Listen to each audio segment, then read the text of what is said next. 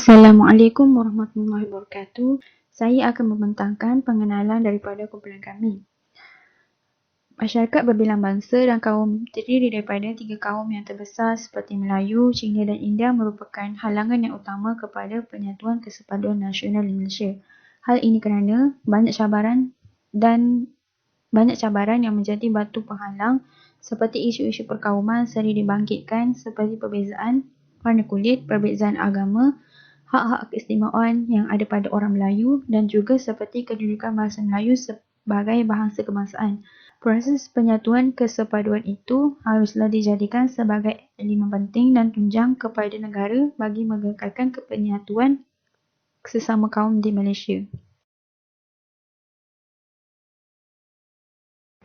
Objektif kajian: mengenal pasti latar belakang peradaban setiap kaum iaitu Cina, India dan Melayu di Malaysia, mengenal pasti kesan kejatuhan nilai etika kesepaduan dalam setiap kaum di Malaysia, mengetahui tahap kefahaman pelajar USIM terhadap nilai dan etika peradaban setiap kaum di Malaysia.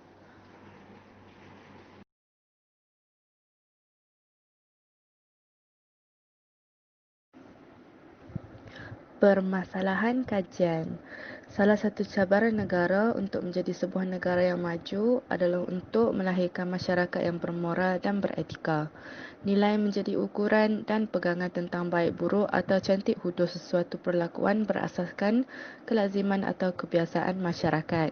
Kajian ini dijalankan untuk mengenal pasti nilai dan etika peradaban setiap kaum di Malaysia. Hal ini kerana masyarakat moden kini tidak endah akan kehidupan yang penuh kesepaduan nasional.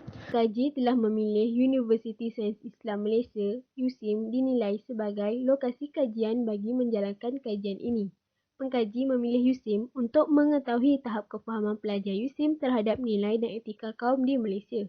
Terdapat banyak data yang diperolehi untuk dianalisis daripada kajian ini.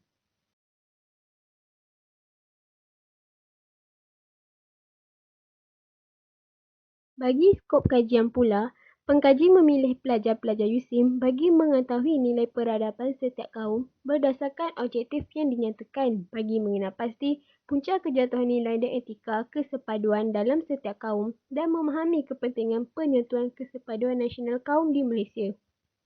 Pengkaji juga menganalisis data yang diterima daripada responden untuk mengetahui tahap kefahaman pelajar USIM terhadap nilai dan etika peradaban setiap kaum di Malaysia.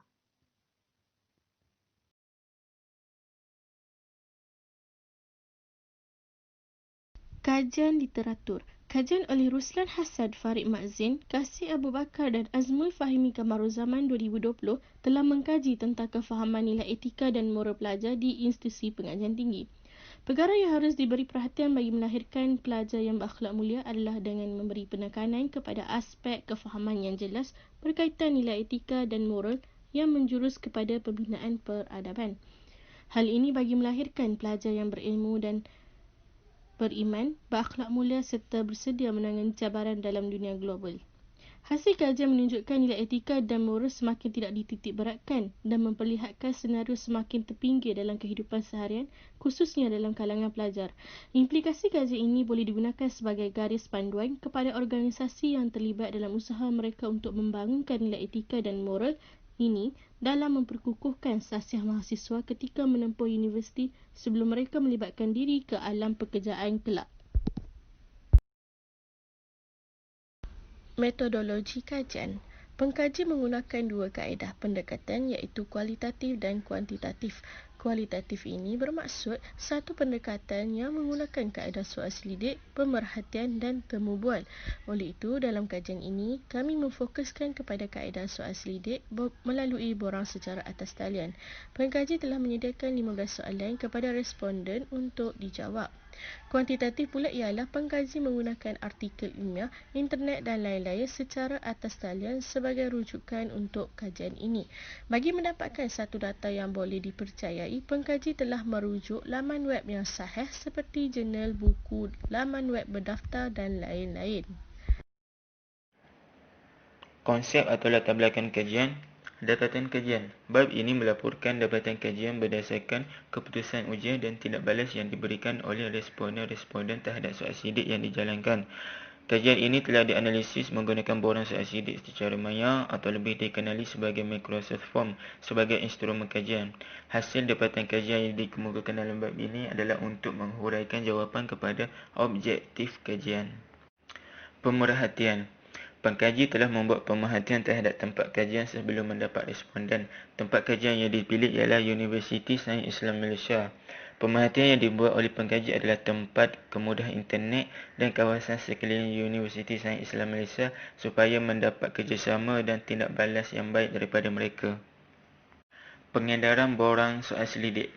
Apabila kajian ini dijalankan, pengkaji telah mengadakan borang soal selidik kepada sejumlah orang responden yang terdiri daripada masyarakat Malaysia, terutamanya pelajar Universiti Sains Islam Malaysia.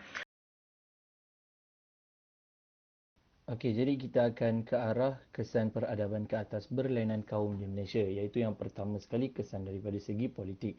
Apakah yang dimaksudkan dengan kesan politik? Dari segi politik kita boleh lihat pengalaman sistem demokrasi berparlimen, pilihan raya dan juga penglibatan 3 kaum terbesar dalam politik yang kita boleh rungkaikan iaitu Cina, India dan Melayu.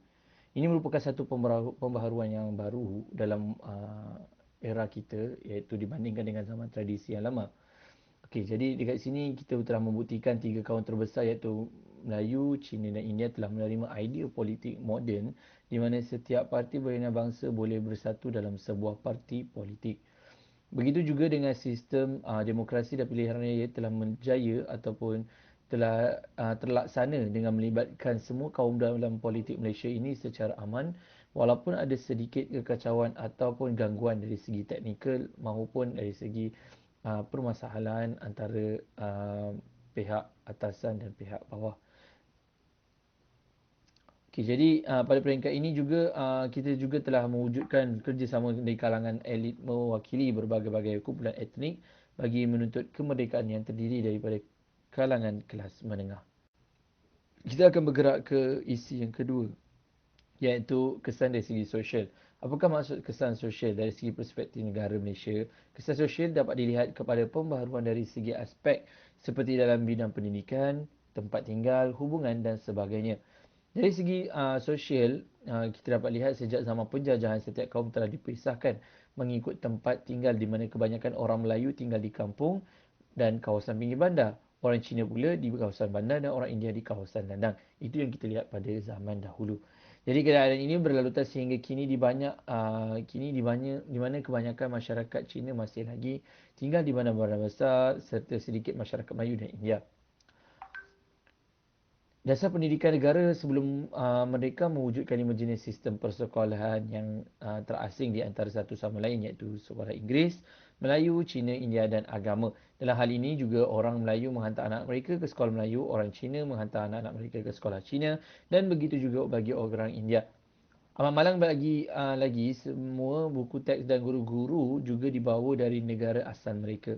Dengan kata lain, segala kurikulum sekolah berkenaan adalah melibatkan negara masing-masing. Jadi dasar pendidikan kini lebih bertujuan membentuk perpaduan di kalangan masyarakat Malaysia yang terdiri daripada pelbagai kaum. Satu dasar pendidikan yang lebih baik adalah penting bagi membentuk negara yang stabil dan bersatu padu dan progresif. Jelas, kita lihat hubungan etnik iaitu dari segi ekonomi pula dengan jelas menunjukkan pemisahan kaum dengan orang Melayu masih kekal dengan ekonomi tradisional secara kecil-kecilan dan sektor pertanian.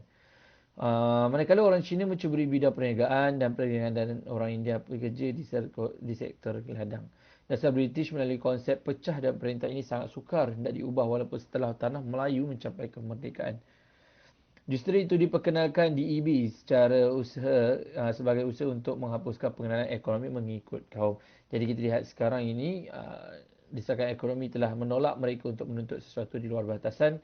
Keadaan seperti ini menyebabkan pihak kerajaan terpaksa menilai semula dasar-dasar ekonomi yang diamalkan sebelum ni. Dan kita lihat orang Cina, India dan Melayu juga sekarang ini bekerjasama dalam meningkatkan ekonomi di Malaysia. Nilai etika pelbagai peradaban adalah elemen penting penyatuan kesepaduan nasional. Apa itu etika? Etika yang juga dikenali sebagai falsafah moral merupakan satu cabang falsafah yang mencadangkan kelakuan yang betul dan salah. Ia merujuk kepada tingkah laku moral manusia dan bagaimana untuk bertindak dalam keadaan tertentu. Apakah implikasi nilai etika pelbagai peradaban terhadap masyarakat pelbagai kaum? Apabila nilai etika ini dipraktikkan oleh masyarakat pelbagai kaum, ia secara tak langsung akan mengelakkan berlakunya perselisihan antara kaum yang mana akan menggugat keamanan negara. Seperti yang telah kita ketahui, pejuang terdahulu telah bersusah payah berjuang untuk membolehkan kita menikmati kemerdekaan dan kebebasan yang kita kecapi sekarang. Kita sebagai pewaris generasi terdahulu haruslah mempertahankan keamanan dan kedaulatan negara. Imej negara di mata dunia juga dikenali sebagai negara yang kaya dengan pelbagai bangsa dan budaya. Keunikan yang menjadi kebanggaan negara ini seharusnya dipelihara sebaiknya. Dengan memupuk nilai etika dan peradaban dalam masyarakat pelbagai kaum merupakan salah satu inisiatif untuk meningkatkan kesatuan antara kaum. Dalam perlembagaan Malaysia juga, setiap individu dibenarkan untuk mempraktikkan agama dan kepercayaan masing-masing. Ia merupakan hak kebebasan individu untuk mengamalkan mana-mana agama dan kepercayaan. Berdasarkan objektif kajian, masyarakat yang penuh nilai beretika dan mempunyai peradaban merupakan asas utama kepada negara yang bangun. Ia juga bagi mengekalkan sesebuah negara itu agar sentiasa bersatu padu, aman dan tolong-menolong walaupun berlainan agama, bangsa dan kaum yang pelbagai.